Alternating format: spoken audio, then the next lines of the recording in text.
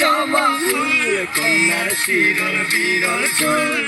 কার কিসে জবা ফুল সেই ফুল পানিতে পড়িয়া কন্যা করল ভুল কন্যা ভুল করিস না কন্যা ভুল করিস না আমি ভুল করা কন্যার লগে কথা বলবো না একটা ছিল সোনার কন্যা মেঘবরণকে বাটি অঞ্চলে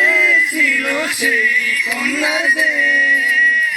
দুই চোখে তারা হারে কি মায়া